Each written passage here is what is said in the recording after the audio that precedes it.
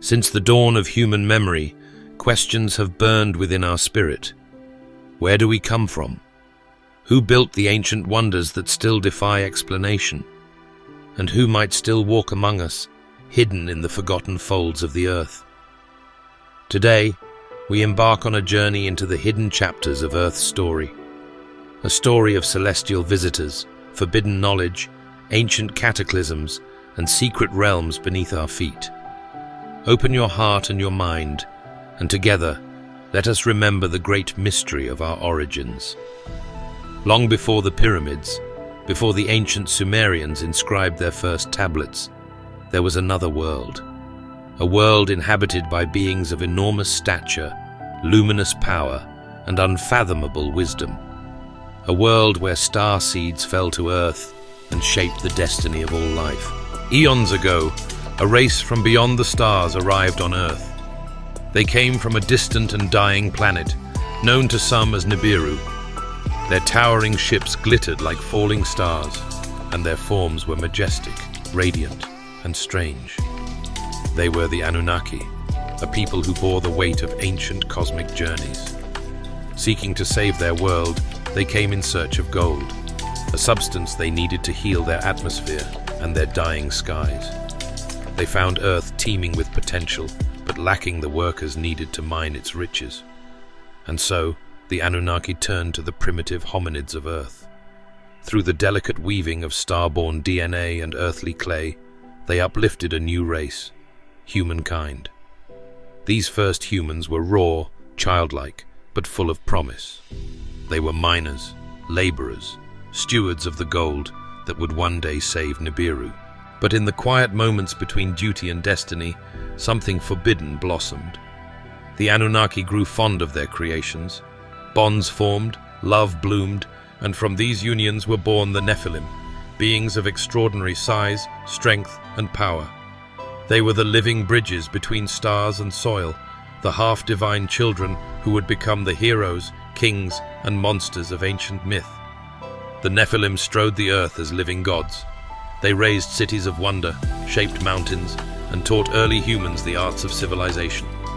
They are remembered as the Titans of Greece, the Apkallu of Sumer, the Jotnar of Norse legend, and the heroic demigods who blurred the line between mortal and divine.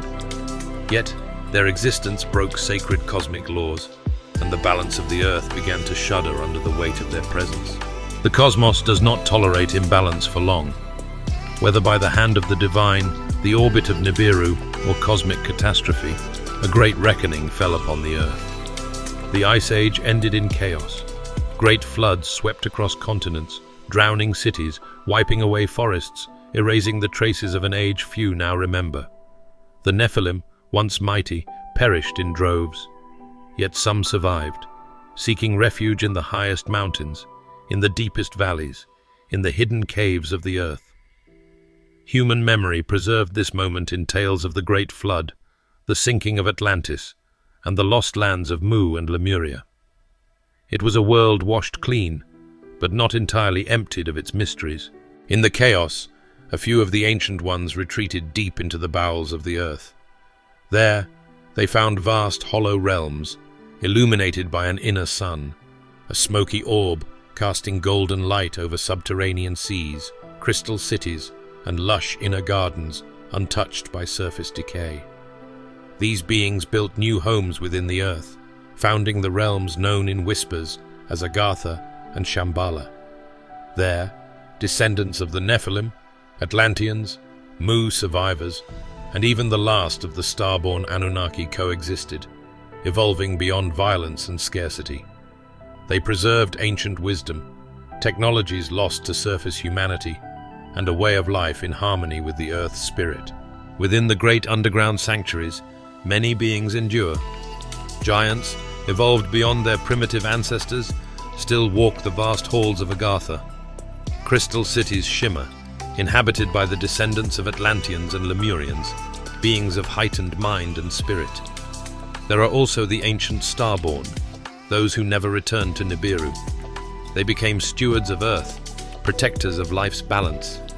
And perhaps among them are other hidden races, luminous beings, wise spiritual guides, and the surviving first humans who chose the inner path over the corrupted surface world. Today, we glimpse their legacy in flashes, UFOs diving into oceans and mountains, not the stars. Mysterious disappearances in the dense Amazon or the snowy Himalayas. Whispered stories of vast caverns, secret tunnels, and ancient technologies hidden from public view.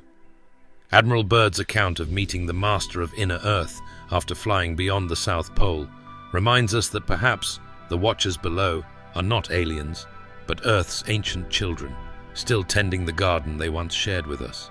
Prophecies from Tibet to the Americas, from Polynesia to Aotearoa, speak of a day when the hidden ones will return.